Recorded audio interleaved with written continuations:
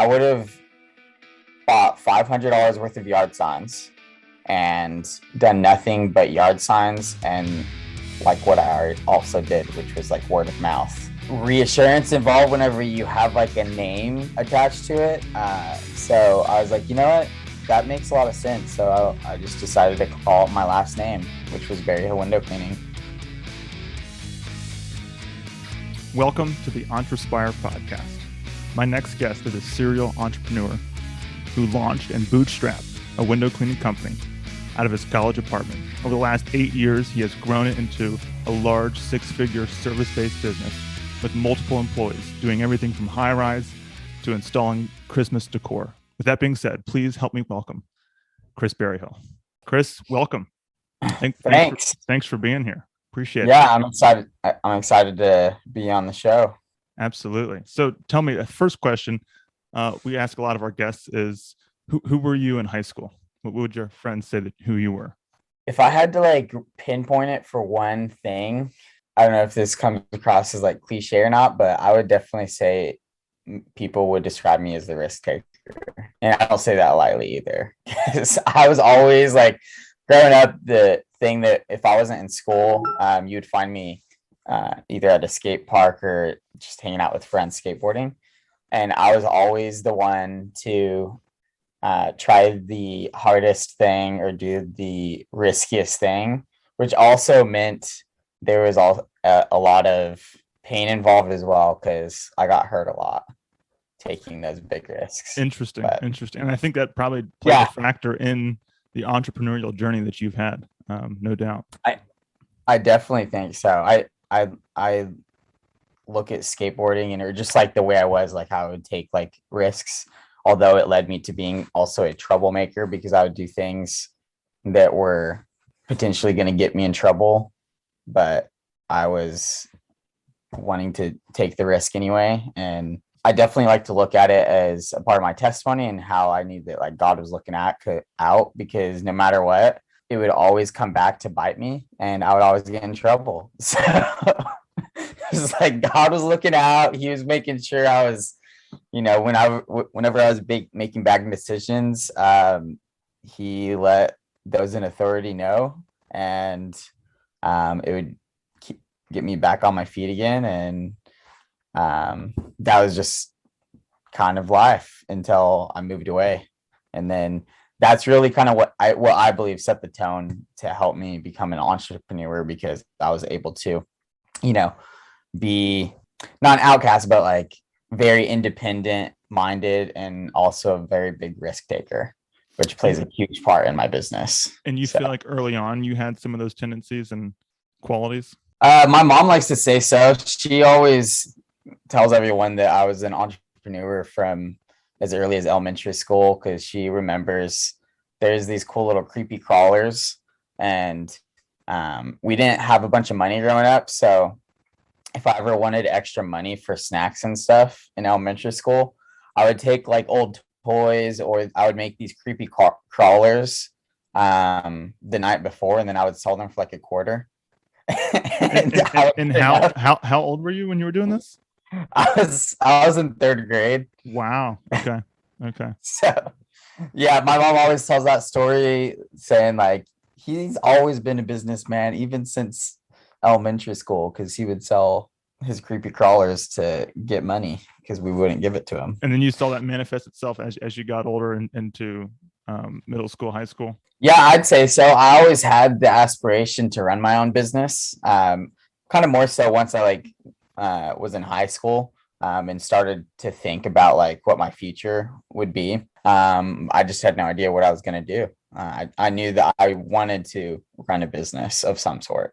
I like it. It wasn't until about my third year in college when I started my window cleaning and pressure washing company. But I just went to college not knowing what I was going to do. And then I started the business. So. And your family had a background in that, correct? Yeah. So that was the reason why there wasn't anything specific with window cleaning, like why I started it. I guess you could say the only thing there was I already knew how to do everything. And I figured why, try to learn something different when I could just do what I already know how to do. So I just decided to start my own little window cleaning operation in Arkansas, where I moved. And how So, did you start? How did you get your first client? Like, what did that look? So you're in college, yeah. you're going to classes during the day, and then so what did that look like? How did you start and say, hey, I'm doing this? And then what was that first step that you took that said, hey, I'm starting, and here we go? Like that first client or first interaction, or what did that look Right. like? Yeah, the first client was actually in this Bible study I was a part of. They were a host in it. I started out just telling all friends to tell like their parents, and some people I knew there's some adults that were homeowners and stuff. So I told them about it. And then while I was getting branded and getting some business cards, that's kind of where it started, was just like friends and friends of friends that So would it started residential then, and then grew into commercial. And that was it was a very short time span between it all. So it was like within 2 months, I was already doing some residential and commercial. But it did take me longer than I wish it took me to get my brand figured out. I couldn't come up with the name, and then someone just recommended to use your name as a name, with it being a service-based business. There's a lot of reassurance involved whenever you have like a name attached to it. So I was like, you know what? That makes a lot of sense. So I just decided to call it my last name, which was Berryhill Window Cleaning. Once I figured that out, I had a friend who actually was my first residential customer. They had a marketing agency. So he gave me a phenomenal deal, which at the time seemed like a lot of money, but I had no idea how great of a deal this was. For $100, he made my logo, designed a business card, and then printed me like 1,000 business cards. Wow. All for I'm a college student. I'm like, man, $100. I really cared about it. So to me at the time, $100, because I was literally living paycheck to paycheck, had to support myself in college, and I still cared. So to me, that was like a huge investment. And the rest of my money, which was also from my part-time job, I was buying equipment at Lowe's, the most basic essentials that I could get to actually clean windows. And then I bought a ladder on Craigslist for like $75. So, and this is like, did you do this right before the first client, or right after you had that client? Or like, what did the equipment look like? Was it just a wash rag and a bucket? Like, how did you start? Right. So Lowe's has some basic squeegees and what we call monsoons, which is essentially like a hand mop. Okay. And yeah, I just went to go get some DIY window cleaning, which was just a squeegee, a hand mop, and then a bucket. And then I needed a ladder. So I did buy the ladder before my first client.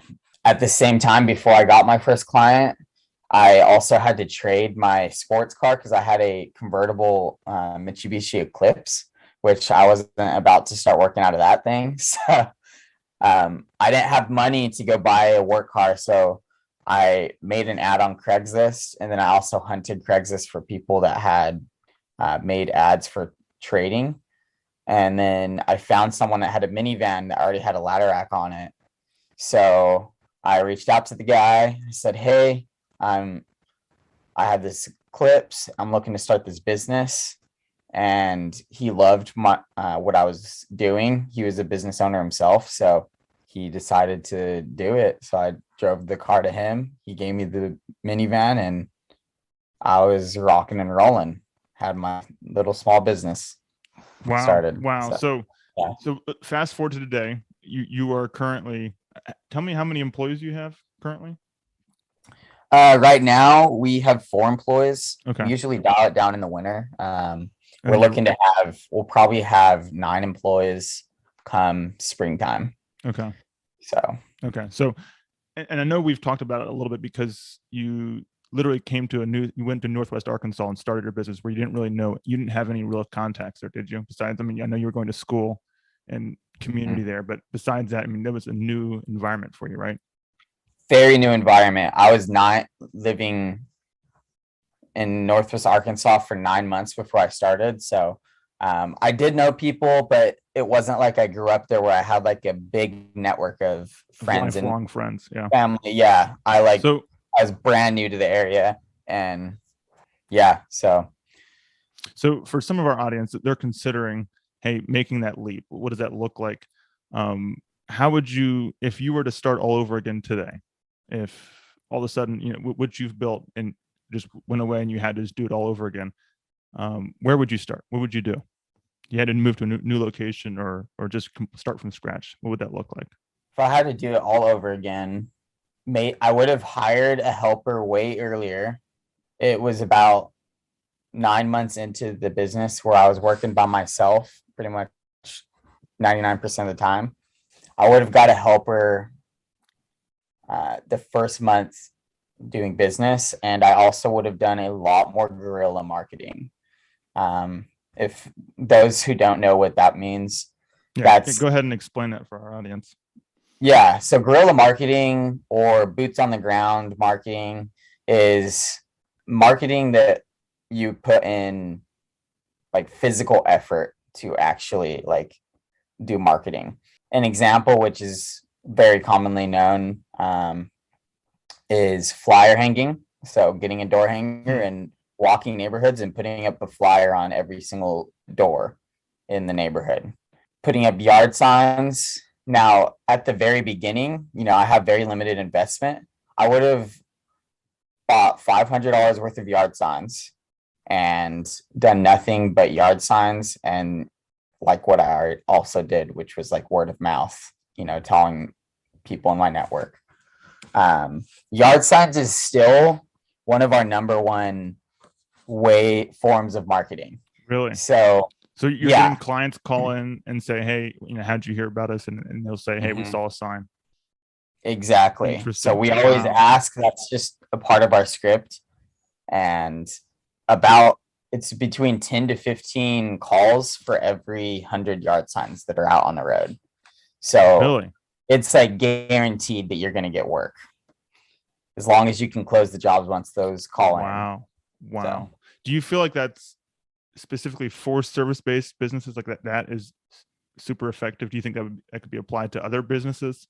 Or I think it is specific for service-based businesses, just because it almost has that kind of stereotype, like with the yard sign. Like I've seen yard signs for like other things. I mean, realtors use it all the time. So like it makes sense for realtors. Moving companies. I've seen them from moving companies, lawn care companies, people like us. Any kind of service-based business, it's going to be a very effective way, and it's effective because it's so cost effective. Like it for $500, I could buy like 300 yard signs potentially. So, and so the practical side of that, are you like, are people picking up the signs and throwing them away if they're in their yard, or where are you placing them that you're finding, like, or intersections? Where are you finding them to be effective? Yeah, that's a very important placement, and yard sign design is extremely important in the effectiveness of them. So placing them in people's yards is not going to give you much of a return.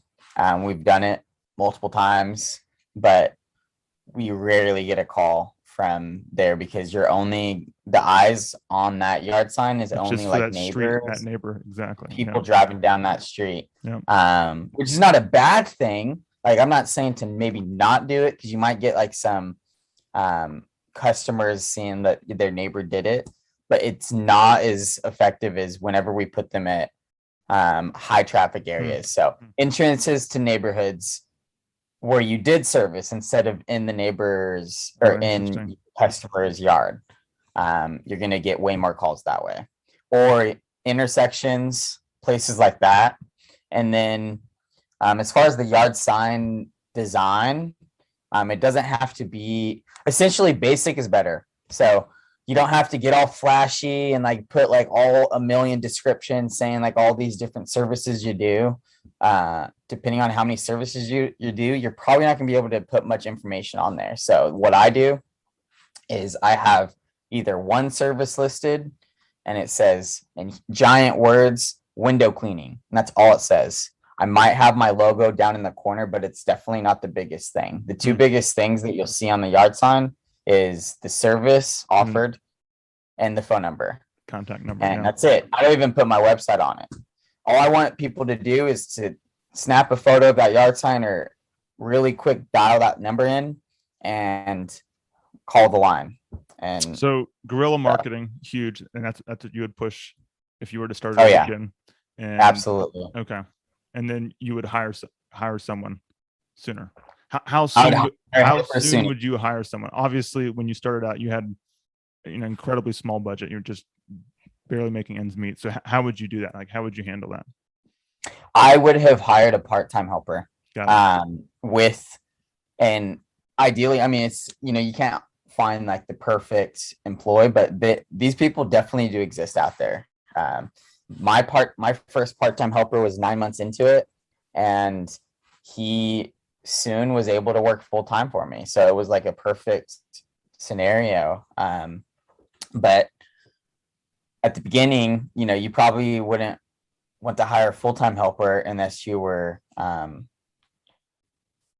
really heavily marketing. But if I did the yard signs back then and I still did the word of mouth, there's a chance I could have had a full-time helper after the first month of doing business.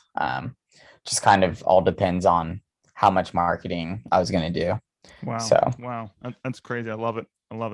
Okay. Let's fast forward to today. So what inspires you? What are you most excited about 2022? I think I'm most excited about financial success. I think this is going to be the year where my business kind of enters into like a new level where we see higher profits.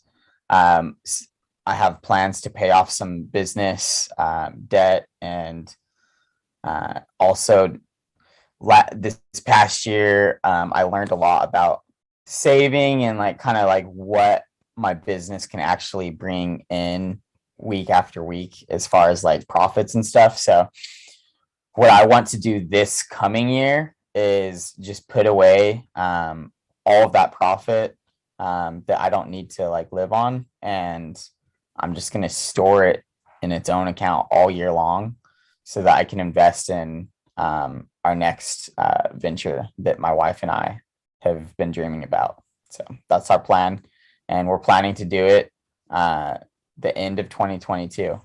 That's my deadline with myself. Are we allowed to get a sneak peek of what that plan is, that vision is for you and your wife?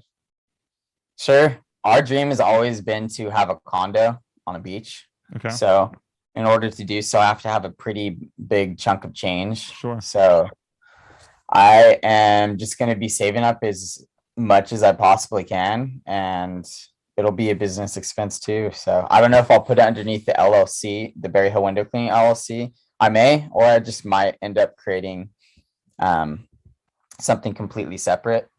But we are going to do it as a business and rent out the condo. So 90%. Like an Airbnb then? Exactly. Yeah, we're going to either Airbnb, that's probably going to help fill the space that is not covered by the property management company. But there's property management companies out there that will guarantee that they'll fill it like 50 or 70% year round. So we'll just we'll probably Airbnb the difference. No, I love it. That's good. Awesome. What books are you currently reading? My current book that I'm reading is Traction, and that book is not necessarily like a book you'd read from day one. It's essentially about building a rock star team and like having what they call level 10 meetings. So you have this like meeting with your management team on a weekly basis, and it just kind of gives you this structure. I actually just started the book a few days ago, but what the author is saying that the book will do is teach you how to run your small business like a fully systemized $100 million corporation that gives you essentially the answers and solutions to all the problems that are encountered in whatever department it is, marketing, sales, operations. It's like a tool in a box, tools in a box that he essentially explains in this book.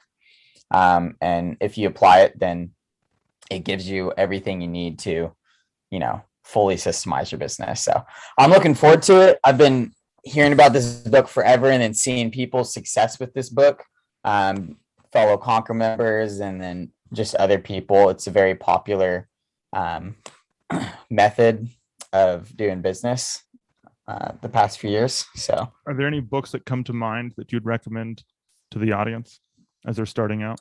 Yeah, let me think. One of them is not necessarily a business book, but it's a book to help people see that you don't have to be this successful business person or like even running your own business to actually have financial freedom future. That book's called Automatic Millionaire. Have you heard of that one? I haven't. No. Who's that by? Okay, yeah. So this one's it's kind of an oldie. It's was written in early 2000s, but it's fully applicable for today. And it just it's like a book that kind of like runs numbers, and like he explains how all you have to do is invest your $5 Starbucks that most people get on a daily basis. And within 40 years of investing that into your retirement account or whatever kind of portfolio you have, based on the 50-year average, you'll end up being a millionaire in 40 years. So that roughly pans out to be about $150 a month over the course of 40 years based on the 50-year market return. So that's something. I love that book because that just shows how as long as you make the right decisions today, you don't have to be this like crazy like guru to become a millionaire in the future. You can really set up yourself to be successful by just making the right decisions and planning for your future. So. Absolutely. I love that because I think financial independence is something that can be had at every stage or many, many levels, right? You don't have to have 10 million in the bank to be considered wealthy. I mean, wealth is really a function of your spending habits. And so maybe you're able to have 2 million in the bank and have that financial independence, or maybe it's less than that, right? So it really is a function of your spending and living within your means. So I love that. Yeah. What would you say is the single biggest factor that has contributed to the success of your business? Delegating. Does that go back to hiring and bringing on more team members? Yeah. So, I mean, it really kind of ties into even like what I would have done different, like getting a helper earlier on. Every time I hire an employee, it's almost like it automatically like opens my business up to have more capacity. I mean, obviously it opens me up to be able to do more work. So, but it's like the work is like, we haven't hit this point in the business where like my marketing efforts that we currently are doing are not exceeding the amount of work that we actually need coming in. So we just essentially, I look at the marketing that we currently do, and it's just like a little dial. And I just like, okay, we have this many guys that are on the road. Let's just turn the dial up. So that means instead of putting out 100-yard signs in the month, we're going to put up 200-yard signs every month. And we're going to spend $2,000 on Google AdWords instead of $1,000 or whatever. And we haven't really got to the point where the business is kind of like at a cap to where like it's going to actually require a little bit more effort, which I know that day will come. And that's where essentially we'll have like 10 to 12 different areas that we're going to be doing marketing on an everyday basis. And we've just been fortunate where we haven't had to do that and have had enough work. Anyway, back to the point of delegating. the way that someone described it, to say it, the short answer with that is, I'll relate to my technicians. I could probably do as much work as 2 technicians, and be very successful at it. But that's only 2 technicians worth of work. So if I have a technician that is only able to perform at an 80% level where I can perform at 150% level, 1 technician is 80%, 2 technicians is 160%. That's already more than what I can do. 4 technicians is whatever eight is 200 and let's say 300 and It's the something percent. multiplicative effect of you continuing Exactly. to grow that out. Yeah.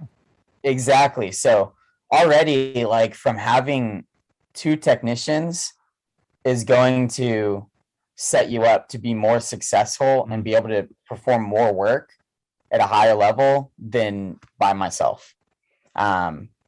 A lot of guys get kind of stuck in this place where, because you are not going to find someone that's going to perform at a level you're going to perform. That's just a given. And I think a lot of people get stuck in that mentality, thinking that they don't want to trust their employees because they're never going to put forth the effort that they want them to. Any business person would love to just have a bunch of duplicates of yourself, but in reality, that's impossible. So you have Do you to. think that's why so many solopreneurs or guys that are just, or gals that are just individual contributors to their business, do you think that's why they stay and remain stuck there, is because they have a hard time giving up and lending out that autonomy and that responsibility? I think it's a very common reason why people don't scale that would like to. I don't think it's the only reason, just because scaling a business is extremely difficult.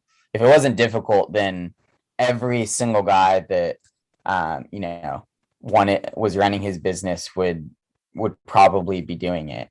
The reason why a lot of guys don't scale, I think, is just more with the fact that it's extremely difficult. It's time sucking. It's going to take so much time out of your life. It's very stressful. It is very strategic, requires a ton of planning, requires making really big decisions, and oftentimes running into tons of obstacles that you haven't encountered before and not having a solution for it. So like, scaling is really way harder than actually having a fully scaled, systemized business. That's easy from what leaders tell me in business.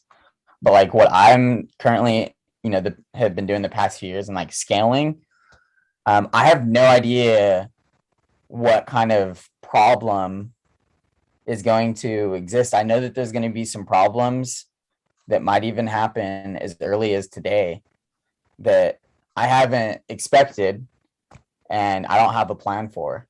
And that, I think, is the reason why scaling is so hard, because you have to make a ton of quick decisions, because you got to fix it on the spot.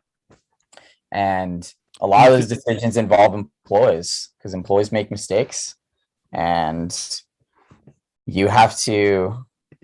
I think you really have to settle with imperfection when scaling a business, or just really like starting a business. Like, don't like go into it wanting to have like all your or settle for 80%, maybe. Yeah. As opposed to saying, hey, it has to be 100% perfect. Maybe 80% is enough to continue moving forward, moving the chains forward. Exactly. Do you think systems also? Do you think systems also plays a part or a function in that? Having the systems to equip the employees, the stakeholders, to continue moving the vision forward? Absolutely. Having the right people on the bus, so having good employees and having a team that believes in your vision and stuff, that is, they're not going to give 150% like you, but if you can get an employee to give 80-90%, that is a good employee. And then also having systems for your employees. and also for yourself. Yep. To hold them accountable and also just kind of give them direction in more of an automated way. And that's kind of what a system does. So it can be something so simple. I think people might think of the word system like this big old, like, beautiful thing that like almost sounds like foreign. Like, what is a system? Like, it seems like something that takes so much time. That's not necessarily true. Like, a system could be something so simple. One of my systems, I mean, we have dozens of systems, probably over 50, but that's because a system can be something as simple as what I do for my crews every morning is I once a week, I prepare the following week with what we call shop work. So they have a little job attached in our CRM and it's just called shop work. And then I dispatch it to the technician that belongs in that, shop work job, and in that job he has all his notes to start his day. It tells him the truck he's going to be in, it tells him any special equipment that he has to grab from the shop, and it tells him any special notes regarding clients that day. Just from that's an example of a system. Absolutely. And it's something so simple. I spend an hour preparing the whole week, and then now my crew doesn't have to call me saying, hey, what truck am I in? Hey, what kind of special equipment do I need? It's all there, and it's kind of like an automated way to communicate to them. I love it. And it's scalable. So you it doesn't matter if I mean, obviously if people are calling you, the more people calling you, the less you can actually get done. But if you have the system, you can add 2 or 3 or 5 or 10 more people, and it's not going to necessarily impact your time. You have a system handling it. So no, I love that. What would you say are some of the key results that you're watching as a business owner? And as you're managing your team, like what are some of those key objectives or results that you're looking at? Yeah. So what we call it in Conquer is KPIs, which stands for key performance indicators. Those, to me, the most important KPIs are average hourly rate per day per crew. So that's one of them. We track that on a daily basis. We have our CRM that tells us all the revenue that's being made per truck each day. And then we have their hours when they clock in and clock out. So just from that information alone, we're able to take the total per truck and then their hours, and then it gives me the hourly rate. So let's say it was $1,000 divided by 8 hours. That'd be roughly $120 an hour for that truck. That number is a number I pay attention to on a daily basis. And then another number is callback rate, which a callback is when a customer has received a service from us and then they generally are calling back for a complaint. So we track that. So you're looking at efficiencies. It's a huge driver, and then quality of work or client satisfaction. Exactly. So quality and accountability with that, and that's why we track our callback rate, and then efficiency and really performance, because we might have a crew doing, efficiency is a big part in that KPI. But it really allows us to see like which employees can perform at a higher level than others. And people could say otherwise, but numbers don't lie. I mean, they're not going to. Some days my best employee might end up having a really bad day. Like it might be like an off job or whatever. That will happen. But that's why you look at it over the course of a week, the course of a month, and then you'll see an average for every single employee. And every single time, your top performers are always going to be at a higher level, doing more work for you. And those are the people, just from that metric alone, it lets me know when an employee deserves a raise or when an employee needs to be replaced. Are you sharing that information with the team, or is that open where the team members can see where they stack in terms of efficiencies and Absolutely. That was something that I kind of launched a little over a year ago. Right now we've been in between shops, so like we haven't fully set up the new shop, so it's not displayed at the moment. But you have a TV, and it just, instead of showing all the like numbers, it just shows the kind of the core numbers. So like their hourly average per truck, total revenue made that month. And then it shows us as a team as well, because this is a whole team effort. It's true. Absolutely. We're all a team here. Even me, I'm a just as much accountable as they are. So I hold myself accountable for some KPIs that they don't see, but we see how each team is doing and the revenue they're doing to get to our end of the month goal. And that's a number that we look at too. So our total earnings that we want to, or our total revenue that we want to earn at the end of the month, and then how each day and each week puts us closer to that goal. And then to kind of give a more team like bonding and like team like effort, because everyone is out kind of on their own in their own trucks. We have a prize that we offer, and I do it really simply. I just offer 2% of total sales to the team as a whole. And then we have a first, second, and third place winner. So first place gets more of a piece of that pie. Second place gets a little smaller portion. And then third place gets the smallest of the three. And how often are you doing that? And then everyone gets a piece. It's just we have like a first, second, and third place. And then whatever's left over gets dispersed equally to the rest. How often are you doing that?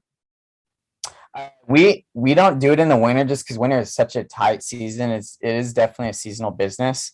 I've been fortunate every year to be able to push through my core employees. But we essentially do it 10 months out of the year. So starting in March, we'll end up doing it. And then we'll run that all the way up until December. And then we don't do it in January and February. So you're doing it you're doing it monthly then, or quarterly, or how? Yeah, monthly. Got it. I feel like monthly is it feels way more tangible to the employees. They know that they have a potential bonus ahead if they work their butts off for me and they perform at the highest level I need them to. And it also helps them hold themselves accountable as a team. So like they know that their team member is impacting them negatively if he's not a performer, and it almost like automatically brings forth like accountability with them and transparency with me. Like I'll have my top performers approach me and be like, hey, this guy's like really slacking over here. You need to talk to him. And I'll bring him and talk to him. If he's still slacking, and usually it's all heard from my employees because I'm not out in the field every day.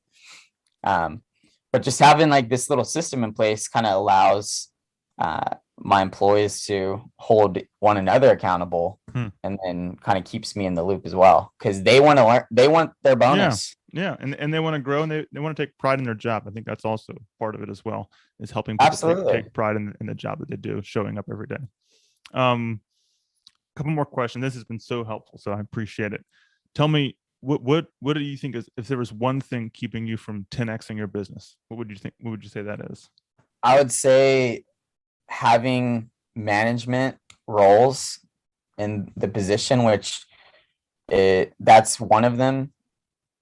But to me, it's like two things. The other one is missing systems. I have dozens of systems out there, but I definitely don't have all the systems I need to be running a $2 million operation. So I have a handful of missing systems, and those, I think my operations is doing pretty good. I could use a few more systems there, but I would say it's more like on the other departments that haven't really became like where they run full time on their own, such as like a marketing team, and like a marketing and sales team. And then we have an office team, and we have a ton of systems on that, which is amazing. But then there's also like HR. I don't really have a core person besides me in my office that like handle all the departments. But if I had someone that kind of like managed like the team, kind of like what I'm doing, but on a full-time level. So they did all the interviewing, all the hiring, all the they didn't do the training, but they held the trainers accountable to make sure the new guys are getting trained. I don't have those roles yet.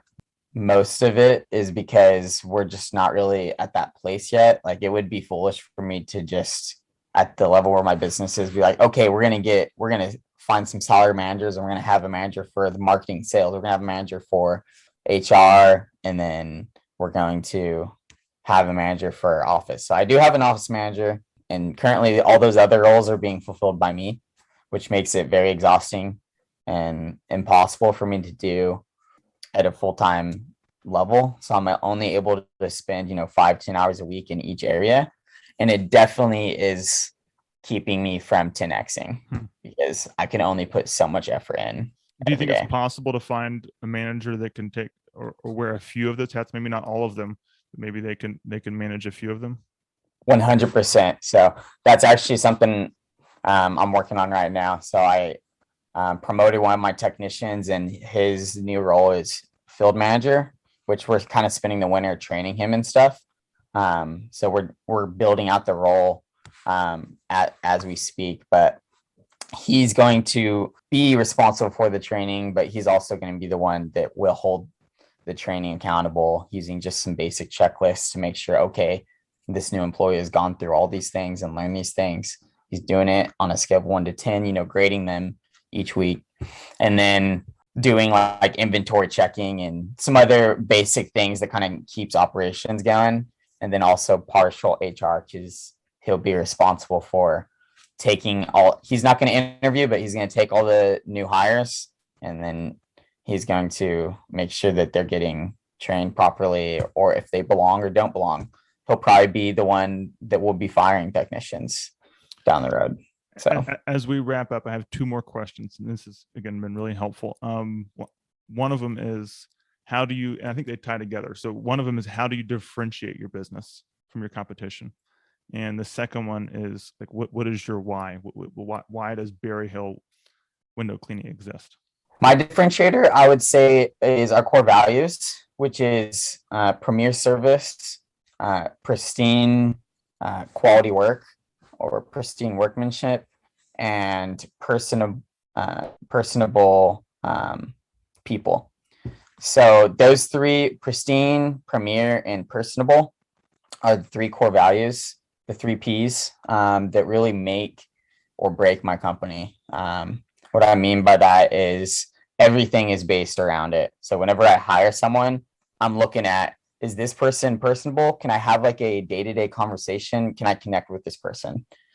Is this person going to be a top performer? So that really doesn't get found out at the beginning. That gets found out from my trainer when he's getting trained. We can learn that really early on if he's going to be able to perform the work at a high level. And then pristine and premier kind of go hand in hand. Does he look the part? Like that he doesn't look come with like super grungy clothes, have holes in his pants, and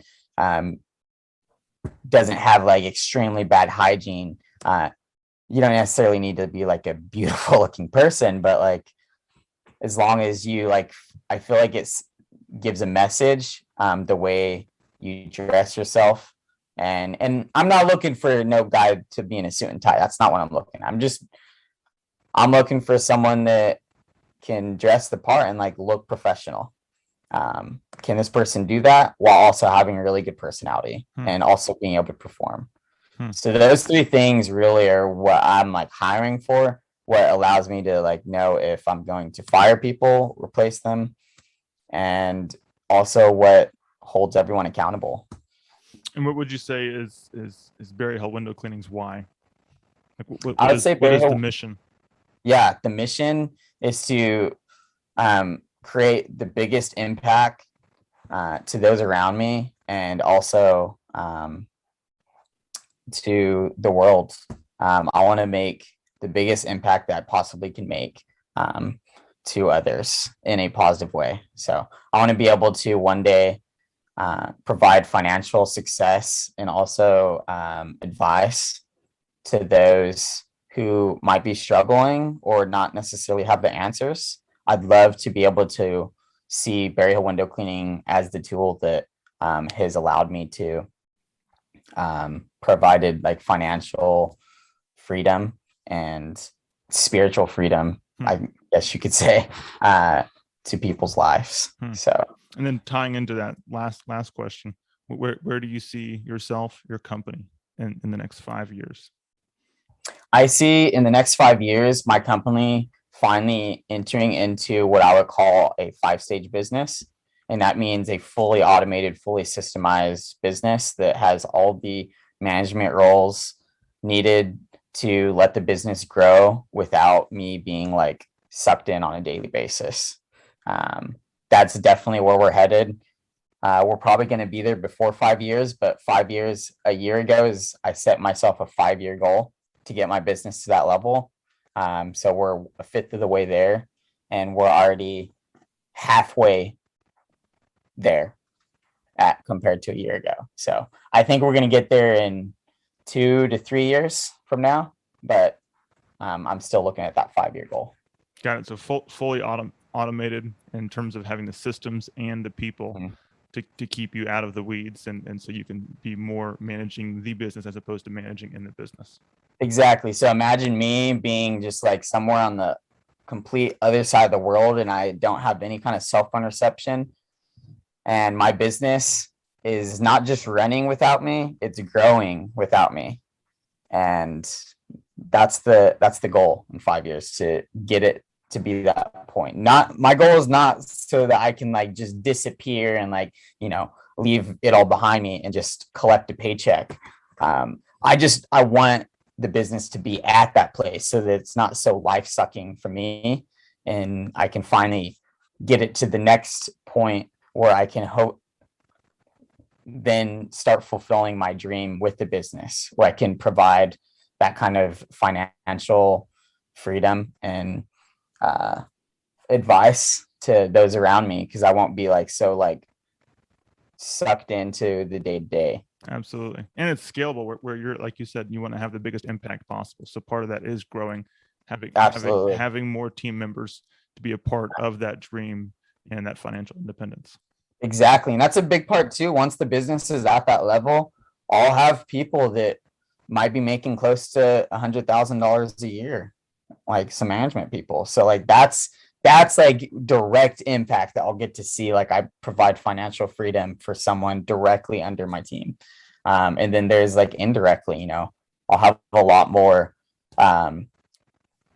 ability to like maybe one day like look at someone near me and their car breaks down and just go out and buy them a new car, to be able to see the kind of impact. I love to see tangible impact where I can like impact those lives around me.